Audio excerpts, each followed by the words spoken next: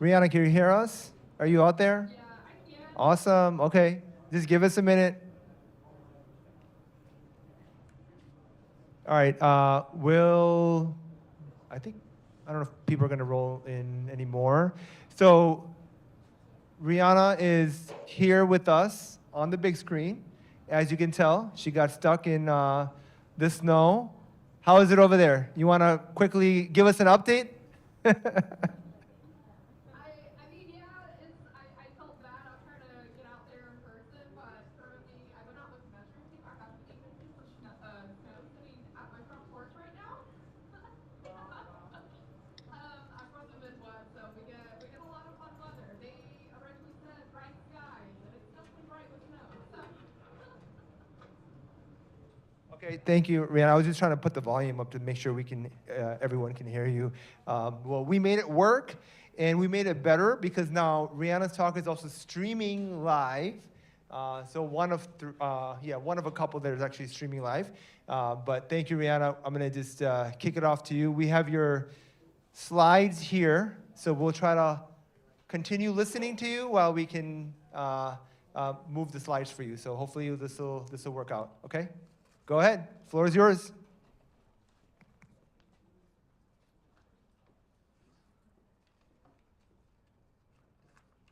and making sure, am I supposed to as well see the slides on my screen?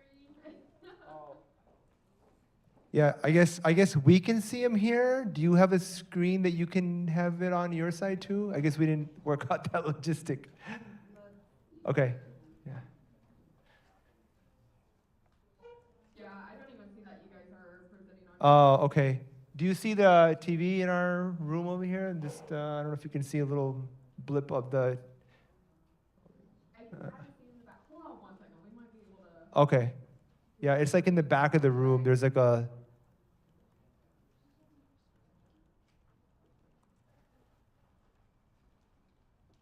Um, Whoever is in charge of the computer back there, are you okay if I ask you to go to the next slide when I'm ready? Yes. Yes. Okay, cool. Yeah, we got you right here. Is on my end, and just to make sure I'm not getting ahead of All right. myself here. Never really did this, so just. Is it really a tech conference if we don't have? You want me to move our slide or your slide? All right. Introduce yourself, Reanna. You're amazing. Thank you. I do tend to be loud. I grew up on a farm, so. All right.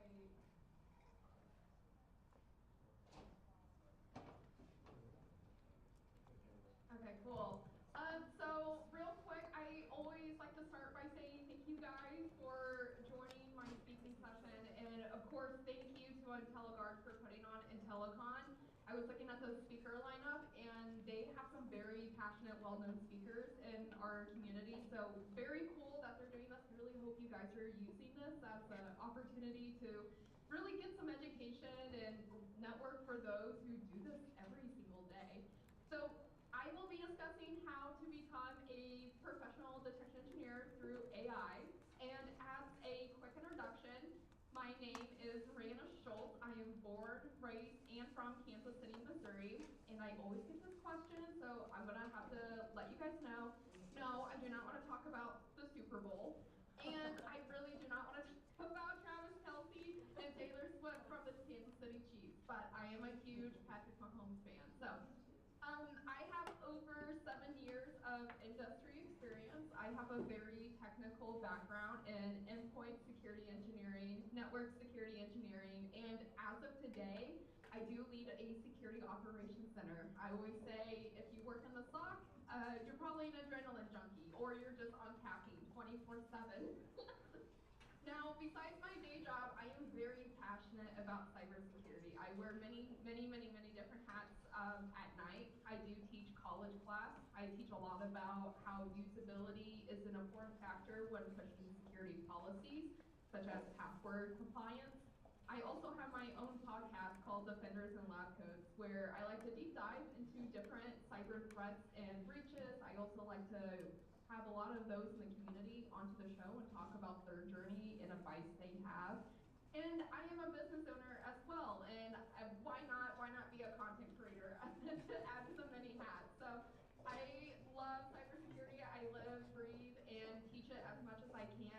because it is an exciting field, and that's why we always gather together to learn as a community. Next slide, please. Of course. And the really important question for Kansas City, is it Q39 or Joe's Barbecue? That's the most important question. So it's kind of a joke around here. Q39, of course, is like the staple, the one that you go to. There's another one called Gates Barbecue. They're known to yell at you right when you walk through the door. They literally ask you in your face, how are you and what do you want? And then they yell their order right after. So every barbecue joint is a different experience. I will say I have been to Texas many times, and my roots will hate me for saying this, but Texas barbecue is probably far better sometimes than the Kansas City one. I like the spicy barbecue more, and Kansas City has a sweet, smoky flavor to it. So okay, cool. So moving on here, I do want you all to have a few takeaways. Now, I will have a quick disclaimer here. This content is open source, and more importantly, this content is community driven. And this is one of the most amazing things about being part of the cybersecurity community is how we can learn and grow from one another. And throughout this presentation, I'll be bringing some insight as to common problems I do hear from those in the industry, whether it's individual contributors or leadership as well. And I will say, because this is open use and community driven, a lot of this, if not all of the information, is not tied to any current or past employers as well. In fact, one of the resources I really like to promote, especially with metrics, KPIs, or even just getting a foundation into detection engineering, is Microsoft Essential Book. It is free. It is open online. If you want a physical copy, I have one just because I like to write and make notes and pretend I'm smart and have books in my background that I haven't touched in a couple of years. But it's a really good book, and I definitely want to make sure you guys have resources that you can bring back to essentially your organization or even yourself that you want to read more about cyber defense. And throughout this presentation, I am going to be talking about how to use AI in a very ethical way that is compliant to a lot of data governance policies within business. But most importantly, I want to bring some insight on how you can start, mature, and build your own detection engineering program. And once we do this, this is how you can have a strong alerting architecture in your business, because this allows you to identify gaps, which also allows you to identify potential security risk that is blind to your business. And I will say, one of the best feedbacks, or I would say quotes, a mentor has ever given me is, if you do not think that you were breached or hacked when you walk in to work, you need to change your mindset. And detection engineering really feeds into that, because this is the stuff that keeps me up at night. The stuff I don't know that's happening in my business, the stuff I can't see, because I can only protect and defend with what I know and what I have. And we'll go into a little bit more as to why security stack tools cannot provide that 100% coverage as well. Because I see some of you probably thinking about that. So going down to the next slide, and I do apologize for the person doing the clicks. There's going to be a lot of clicks here. I always like to say it's important for us to know what cybersecurity looks like in our business, because for us to build a very mature, robust detection engineering program, we have to know what technologies we have in our security stack and who's really building upon it.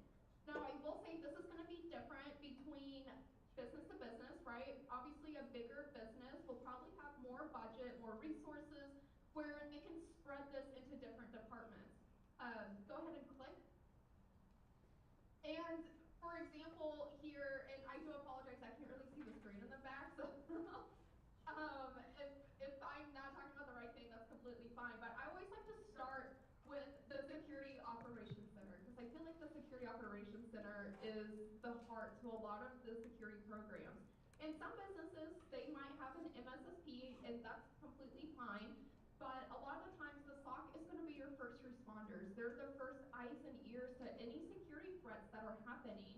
And they might work with another program that is deeper, your incident response. And then, if you don't mind clicking at least 3 times, this is going to also bring insight to threat intel or whoever's clicking, if you just want to click all the way through the diagram. Let me know when you do it. Oh, okay. Oh, hold on. All right. Oh, back one more. Yeah. So this also breaks out into threat intelligence, where you're getting a trend of sources, and then this might also break out into endpoint security, those who are working on EDR at the host level, and you have network security, your firewalls, application security. It goes all the way around, and a key factor here, minus cloud security, we're still kind of figuring that out, right? But the key factor here is you have vulnerability management and your pen testers. So these are people in your business that are literally not just finding vulnerabilities, but they are finding potential risks that can be exploited in your environment. And as we go into this, it's also important to think, well, what if we don't patch? What if this will break a program that a developer needs to make XYZ product for the business to have revenue? We don't want to be Roblox, absolutely not. But this is also introducing potential risk if it's not monitored correctly.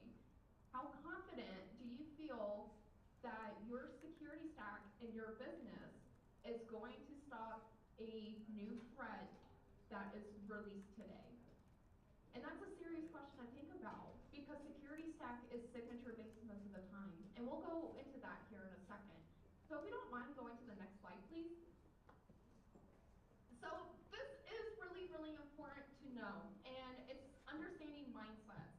I always say that, and I'm glad you guys are sitting down, security does not make the business revenue. I know, that's really shocking. We protect the revenue, we protect the reputation, we protect the data that the business is trying to promote out to the public.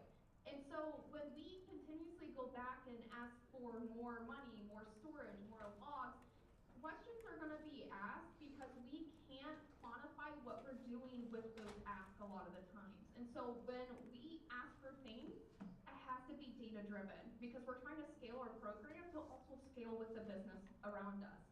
So this is something that I often hear and I see on my Discord channels, I see it on LinkedIn, very commonly on X as well. The first thing is the business is going to say, I'm confused as to why our security tools can't stop this threat. And it is a question I often get, especially with email security. Whenever someone in a C-suite might get a phishing email, that's one of the first questions they're going to ask. Why wasn't this blocked? Or even probably just an average user, why wasn't this blocked? And the response back to this is a new threat. This is potentially a new type of threat. Indicators have changed.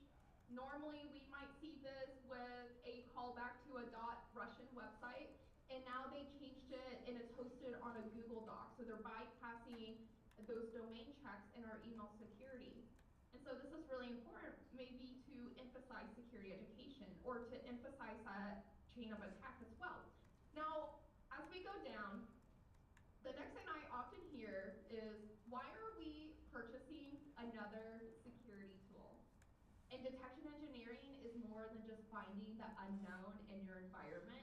It can also be a data-driven point as to why a security tool needs to be purchased, because you're identifying a blind spot. And this is a great way to showcase, because not only are you setting a dollar amount, but now if you add your vulnerability program, if you add the results from your pen testing, and now you show gaps in alerting and monitoring, this is a big thing, because now you can put those exploits to dollar amounts if it is successful as well. And nobody loves hearing about how ransomware could just walk into the environment and be deployed and nobody would know why. Sometimes you might need it just to make a point, but that's the case here as well. So going down to the next slide, please. This is going to be talking about data provided solutions, and this is something I highlighted on the previous slide here. It's important for us to understand what our management wants, whether this is those that oversee our cybersecurity department or even those in C-suite. It depends on your business. And then also, what does security need? And this is going to be very diverse depending on your size of business, your budget, your personnel, your resources. There's a lot of varying factors here. But typically there is a that management needs, especially when we ask for more security, more storage to support XYZ initiative. Management typically needs, what is the problem we're trying to solve? Why do we need a solution? And do we already have something in our environment that could address this existing solution? Because now they're thinking about cost savings, they're thinking about continuous improvement, innovative thinking, so that way they don't need to spend an extra dollar or go ask for a bigger budget the following year. These are very hard things to ask for. Now the security needs, when we think about what we need on the security side, well, we need technologies to support these emerging threats. Maybe we need technologies to stay current to modern detections. Hey, we need an antivirus deployed. Hey, we need probably a host-based firewall license because our DNS is just going all over the place. Or even a technology to allow us to identify this risk. And technologies could also be a replacement for resources, bodies in a seat that can really support the mission and vision that's being driven in that security program. All right, next slide, please. So as we go into detection engineering, it's a lot. It can be very, very daunting because some people are like, I do not know where to start. I have no idea. I see all of these crazy log wizards on YouTube and they're just like whipping up these detection queries in Splunk and Yara. There is no way I can do that. So where do you begin? So the first thing I highly suggest is to understand the different types of alerts in your environment. And oftentimes people get confused between threat hunting and behavioral hunting. And behavioral hunting focuses a lot on how the threat behaves in the environment. It allows us to detect on different bases within to the attack chain of a malware family, where the threat hunting specifically focuses on a threat family rather than just the broad, bigger picture as well. And it's also important, like I said before, in that very first slide, is to understand what is in your environment. Do you have a firewall? Do you have EDR? Do you have external facing web applications? Is there a WAF in front of those? And understand the technologies that is in your business, because now we're going to be learning about attack surface. And this translates very well into those vulnerability and pen testing reports. And most important as well, we can have all of these, but are we actioning anything out of our security tools that we have? And for example, if you have a firewall, firewalls have categories. That's what helps us know what things are allowed through, what things we should block. I always ask people, are you actually looking at your firewall categories to see what's going out? There are some scary categories like Telegram, command and control, malware, phishing. Do you have people looking at these alerts? And so now it's kind of a, oh man, going back to the I only know what to defend when I know what's happening in my environment type of mindset. So if we go down to the next slide, please. This is a very, very, very nice diagram called the pyramid of pain. Real quick, do I have animations on this? No, it's fully built out. Okay, cool. I couldn't remember if I put animations or not. So this is called the pyramid of pain. And essentially when you talk to vendors and they are like, well, we have all of this machine learning, we have all of this AI, we have everything else, it's very, very important, especially if you're a vendor in this room, that you understand what you're trying to sell, because people that do detection engineering, that have a very mature cyber defense program, they're gonna be asking questions and potentially lose a client because of the red flags. And pyramid of pain is a very great foundational thing. Sometimes when we read news articles, things like Bleeping Computer or the Hacker News, they might include a list of indicators of compromise at the very bottom. These things are typically hashes, domains, IPs, because this is what has been seen and known associated to that threat. Now, this is called threat information. In a lot of security tools, this is what they look at. And whenever I say updated signatures, it's because they're getting updated with this new threat information. And so this is typically also an easy thing to start building your detection engineering program on, especially anyone that is familiar with logs or how to query them, looking for IPs and hashes and domains of malicious and bad actors is a great way to start and be comfortable on how to query data in your environment. Now, as we go up the pyramid, this is a little bit more difficult.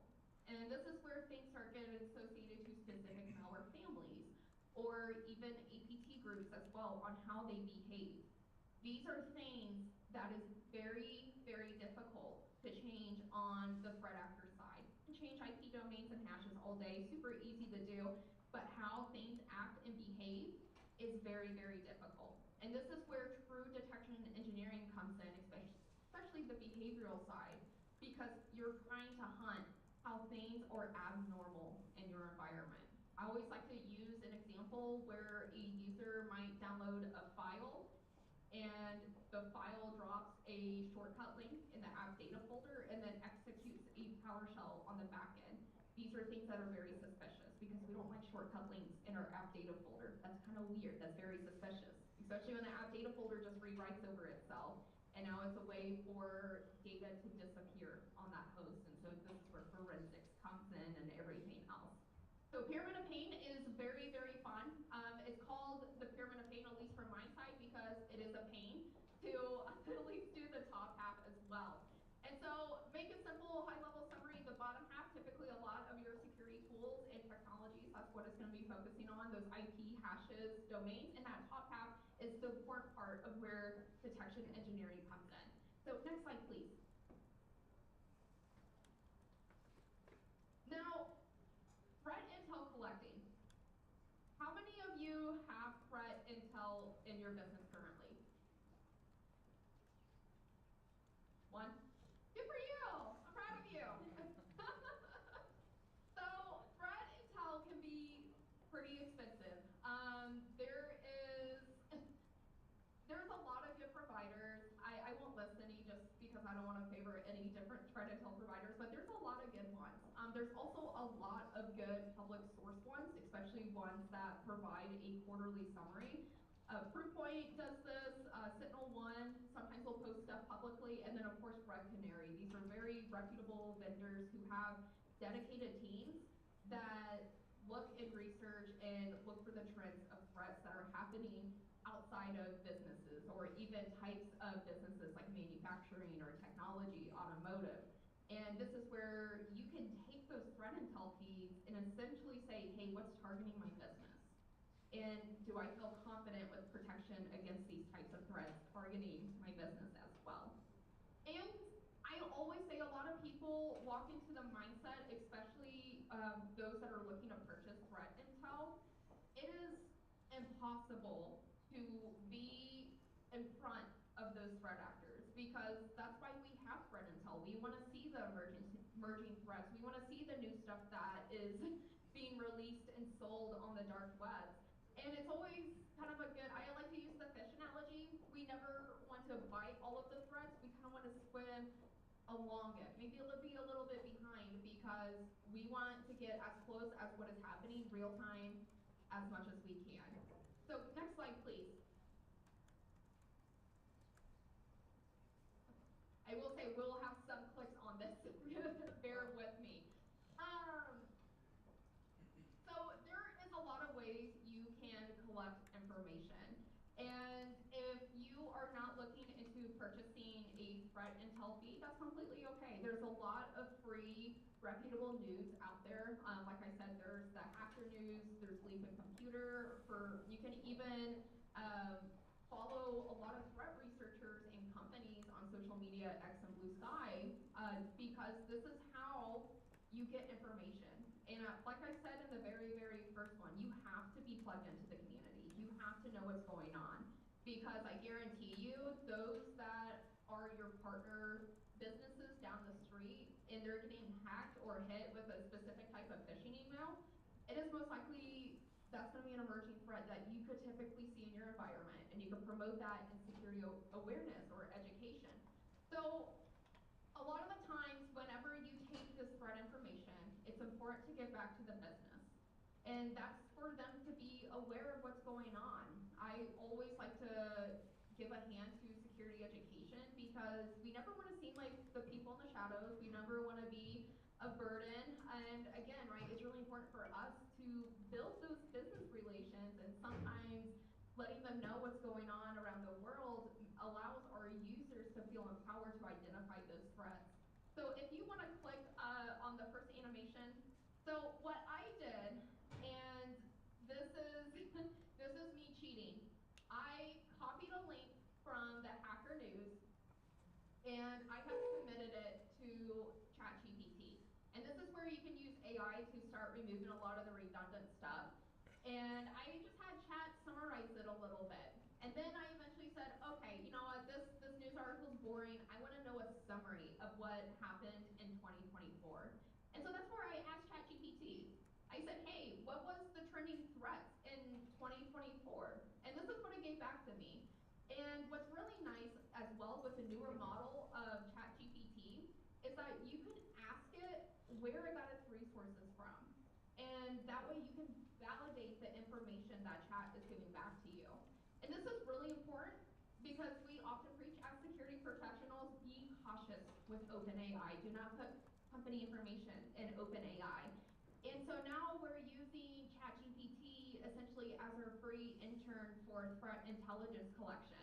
So thank you, Chat, for not letting me put you on my tax forms.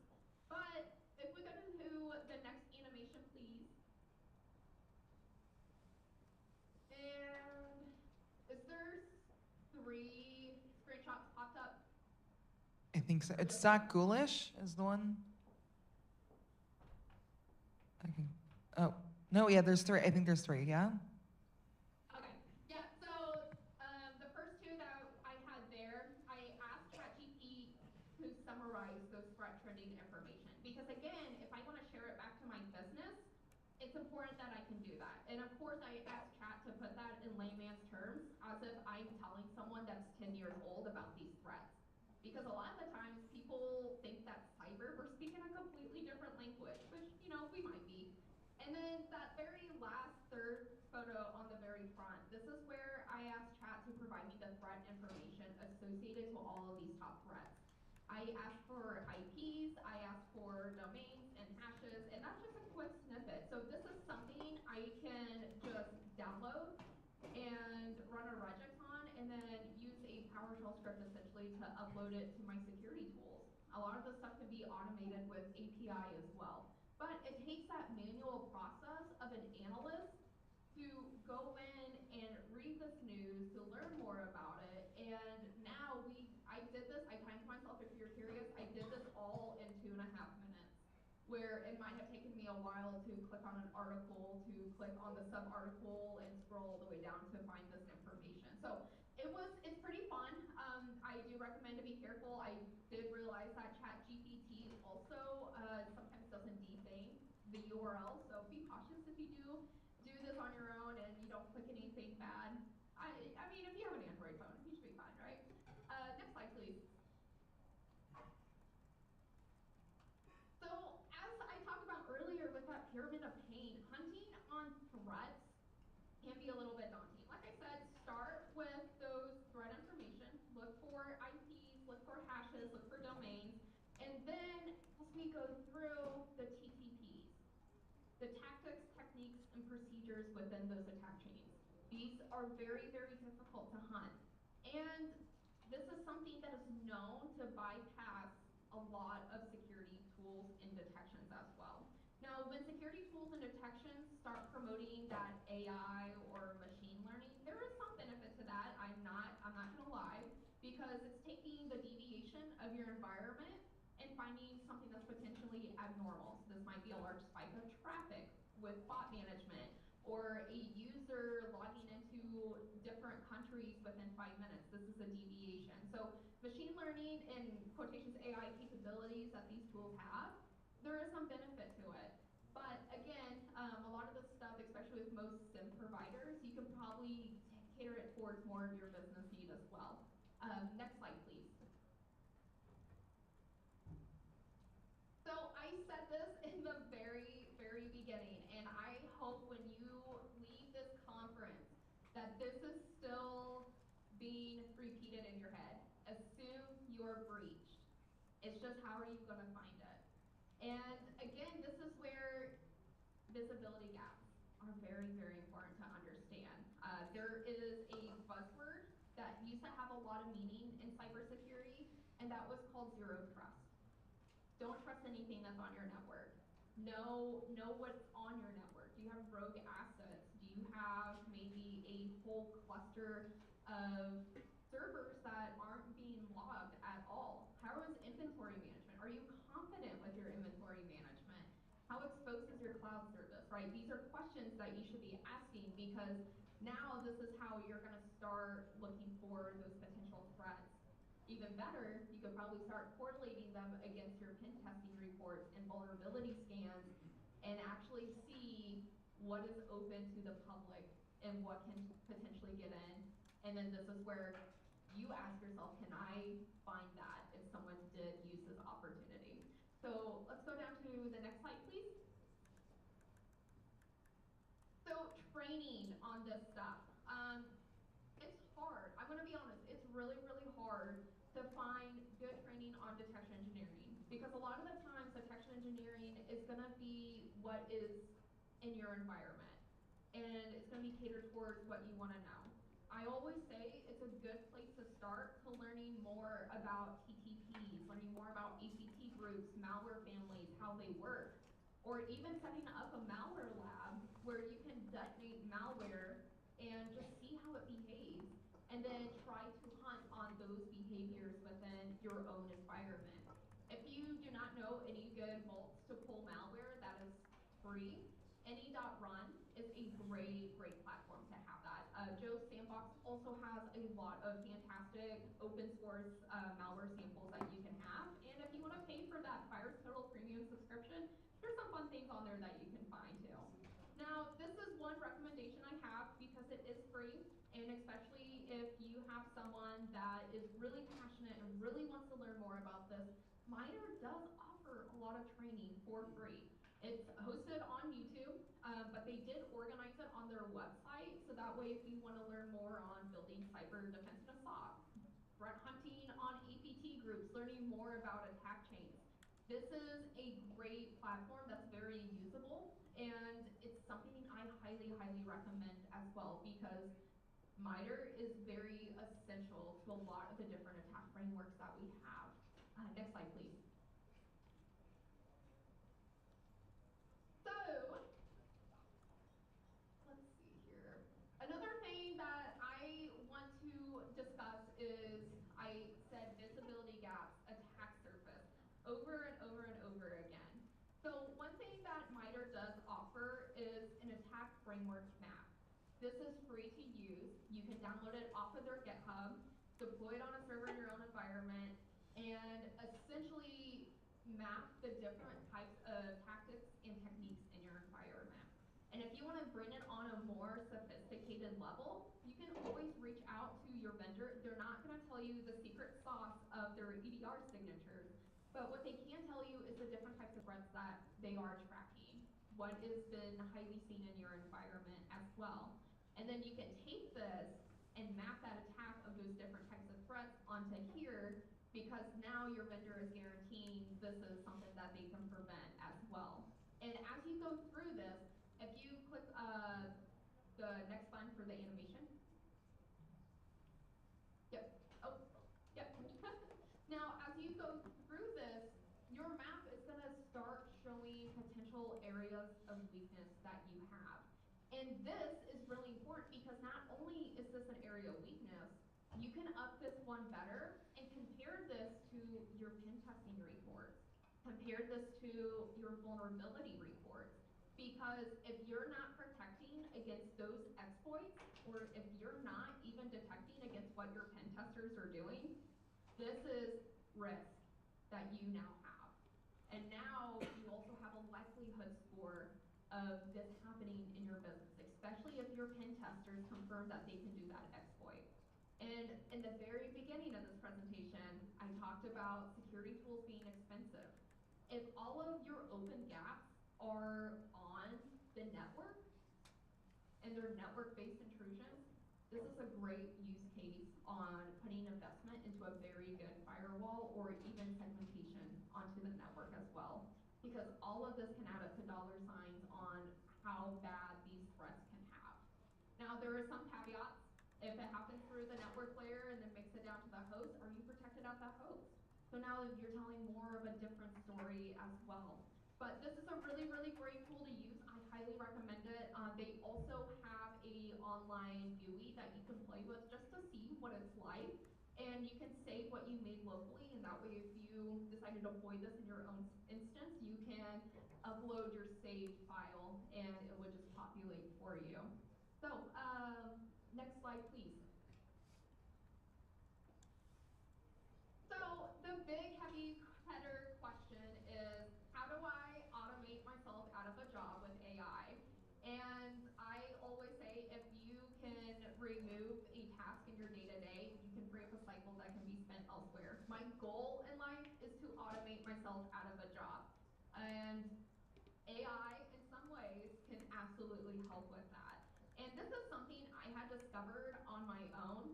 Like I said, I run a Discord server. Discord has a very cool process with Me6 where you can incorporate their own AI bots. And I was actually trying to see if I could upload RSS feeds to my AI bots and let them summarize what I'm doing here. And again, how our technology is in 2025, it's not going to be 100% automated. You're still going to need a process to kick off a statement, to call to an API, to push data, to pull data. There needs to be a scheduled task at some point or someone manually doing it on the back end. But it is better than nothing. And to also keep this in mind, threat news are only as current as the author publishes them. So sometimes it's not always sometimes not always super in the minute of things happening, but it is better than nothing, especially if this is something that you're looking into to start with your business.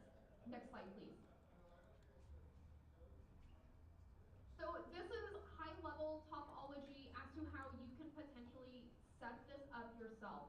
Again, a lot of good Hacker News, Sleeping Computer, those security awareness pages, they have their own RSS feed. Even CISA, if you want advisories being sent to your team, they too have an RSS feed.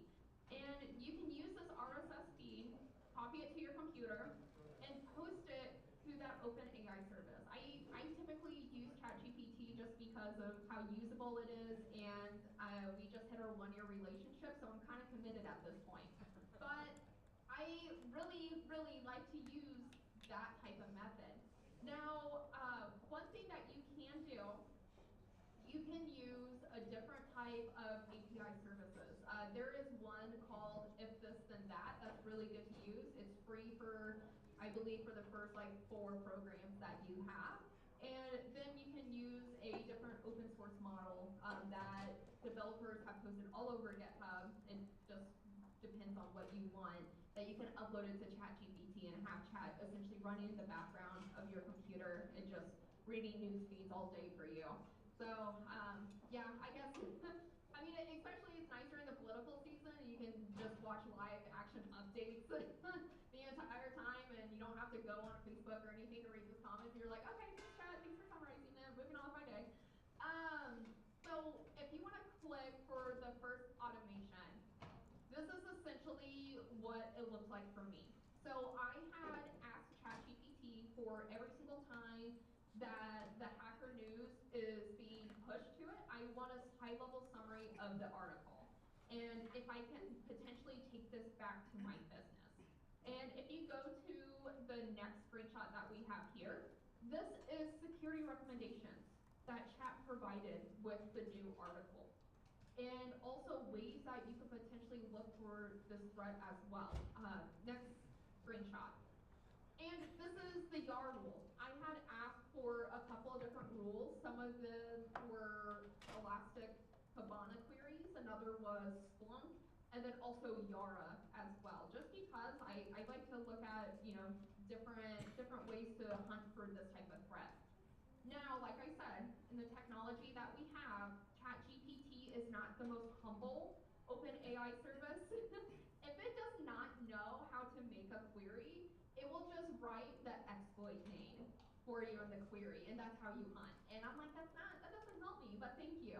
And that just also comes with the time that there hasn't probably been enough exploits for there to be an attack chain. It's just a discovered vulnerability. So just some things to keep cautious of if this is something you do want to play with at the very end. And next picture. And I also asked chat, this was my prompt of asking chat how I can set up my own RSS feeds with ChatGPT. I specifically asked it, hey, how can I automate RSS feeds being sent to ChatGPT and it provides me XYZ information. So high level summary, takeaways, rule creation. And I want to be able to access this whenever update happens on the news website. And so chat gives you multiple different options. In fact, I think I found a couple of YouTube videos of people doing this as well. So again, this is something that can absolutely be deployed in your environment. It costs $0 if you want it on your home lab. And on top of it, it doesn't violate any of your GDPR or data privacy regulations because this isn't corporate information. This is already out there in the open. It's just how you use it might make it unique to your environment that you don't want to share with ChatGPT. But again, right, this is the whole point, automating redundant tasks and making things a little bit easier. Okay. All right. Next slide. So I definitely want to make sure that all these QR codes that I presented to you guys, and yes, they are not phishing. I promise. They are safe. If you do get fished, let me know. It's not my fault. But over here on the very left, we have that MITRE threat intelligence training that talks about how to do threat intel, how to use that MITRE attack framework, and then also how to use that MITRE navigator, which is that next QR code. That book that I recommended that talks a lot about pyramid of pain, starting your own detection engineering program, that high level, is that SOC Essentials book. Again, it is free online. I believe the QR code I provided was the Amazon link for the physical copy, but if you just search on the book name itself, then you absolutely you absolutely can find it for free. And of course, my LinkedIn. I always like to stay engaged and connect with you guys in the community. I think it's important. A lot of the content that I do provide is things that I see that the community needs or questions that just rise up. And AI and detection engineering is a very, very big topic right now. So I do appreciate you guys coming on my session, and thank you again for attending IntelliC0N. Thank you, Reanna. Appreciate it. This is awesome. I had to step away for some of your talk, but just to kind of this comment on MITRE Navigator, I feel like that's so underutilized right now. Like I've personally used it for my prior roles. It's just such a great tool for across the board for detection engineering, for adversary, attribution, just understanding how attackers work, and just even applying it in detection techniques. It's so great. Like I think it's like just it's so great. I love the links that you set up over here. So yeah, nice job, Reanna. Thank you. Yeah, appreciate it. Oh, thank you so Oh. much. Do we have time? Does anyone have questions? No, we're good. I think people are just getting tired. Just think they need some coffee. And cold, yeah. It's cold here, but we warmed it up a little. Oh, there's a question. Yeah, of course. Yeah. Hey, so, I never have good questions, so just be mindful of that. But my question is, you were talking a lot about like the RSS feeds. It sounds like that's actually a really cool project. Is that something that you've made available like open source, or do you stream like kind of how to set that up at all? Yeah, absolutely. And honestly, I did not get into any of this until like last year when I really wanted to automate some of what I'm doing. And I learned that a lot of news feeds, they have their built-in RSS feed. So essentially, it's just a URL that you can copy and paste into your API key, and that API will call to and from that feed as well. So whenever there's an update to a newsletter or a new posting, that RSS feed automatically gets it.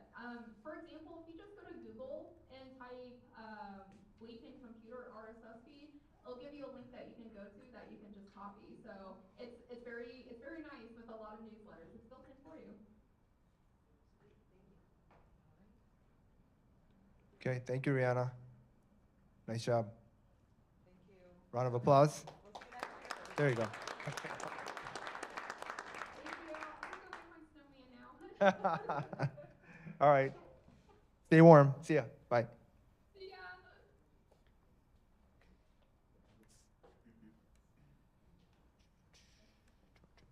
35, 40.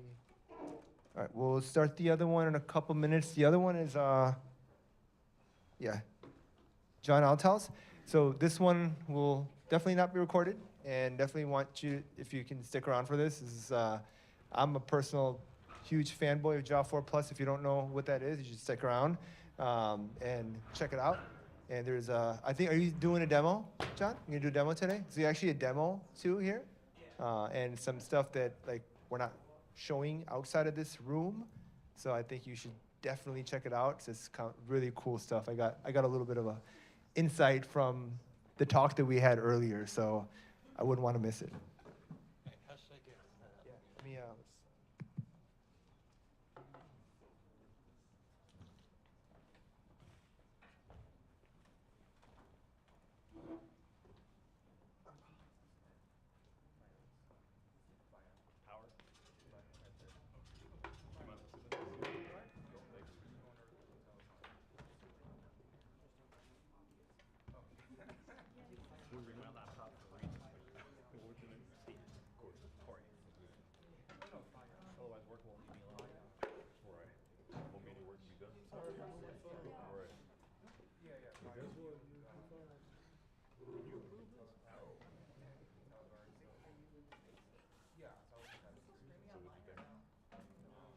Reinforcing a lot of things I think I've already been familiar with.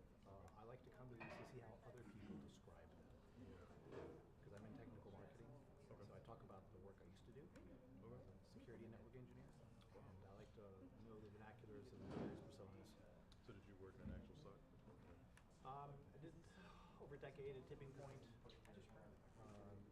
security researcher, all that other fun stuff. I worked as a network engineer at Seton Hospital Group over here. That's awesome. Yeah, in Austin. Gotcha. And then a couple other trades. AISD. Okay, gotcha. I think I drove by it earlier today. So healthcare's a hot mess. Yeah, my father works in healthcare. Not IT, but I was working in it during COVID when it was rampant. So I'm really trying to fix stuff, and I see people.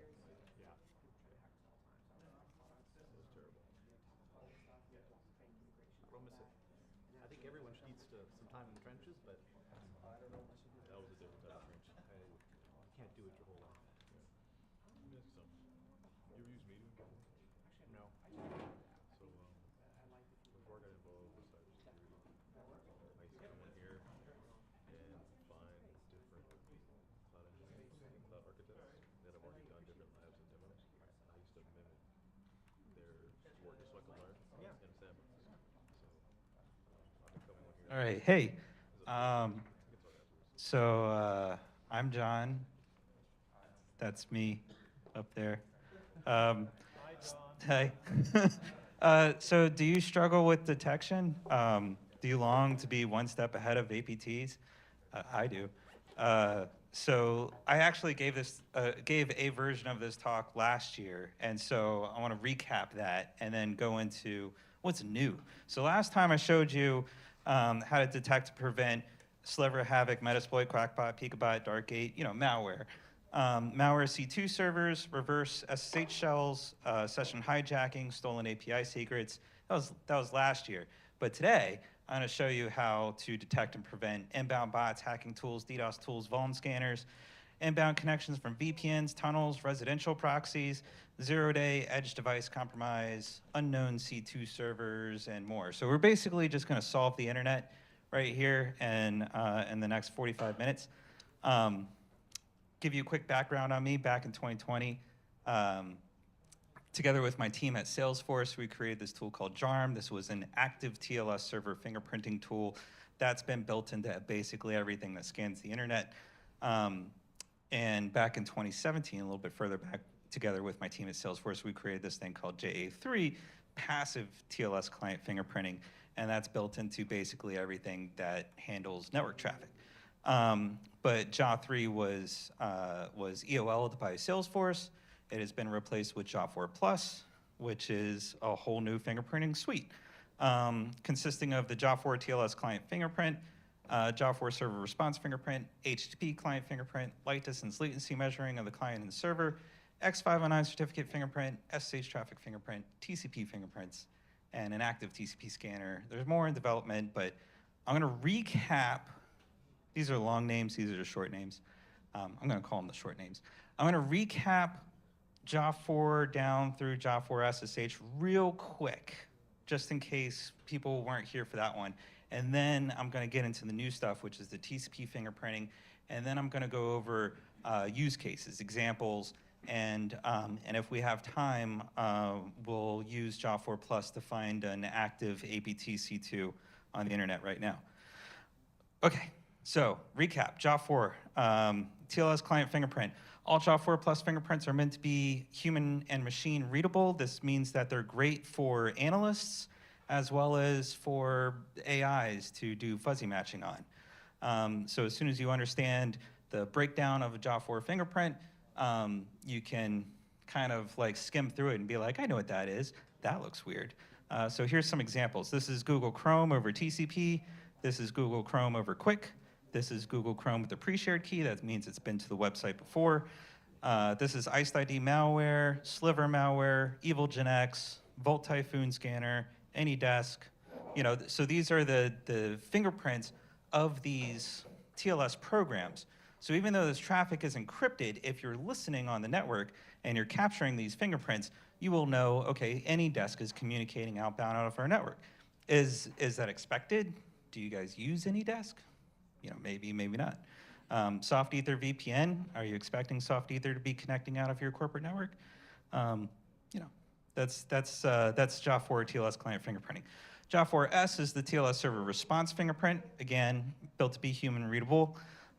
So like here's Soft Ether VPN, JA4 TLS client fingerprint. This is the server response of Soft Ether VPN. Here's AnyDesk, Iced ID malware, Adigy, Sliver. The point of JA4S is to add additional context or additional metadata to improve the reliability of what you're looking for. So Adigy and Sliver is a great example. So they both have the same JA4 TLS client fingerprint. Sliver has a different TLS server response, that JA4S, and so they have the same JA4 fingerprint because that fingerprint is of Golang. Both of these applications were built in Golang. But the malware C2 server responds differently than the legitimate application server response. And so the whole point of JA4 Plus, the suite of network fingerprints, is the more fingerprints you have, the more context you can build, the higher fidelity detection you can get. So let's add more. The HTTP client fingerprint. Again, I'm just recapping here, so I'm zooming through this. The point here with the HTTP client fingerprint is parts A and B are effectively the application fingerprint. Part C is a website cookie fingerprint, and part D is the user's cookie fingerprint. But I'm just going to focus on the application fingerprint today. So here you got, you know, Chrome. That's what Chrome looks like. Malware, Cobalt Strike, Luma C2, Tesla browser. The point is they all look different, and they're all unique to themselves, which is awesome. I love fingerprinting. Light distance latency measuring.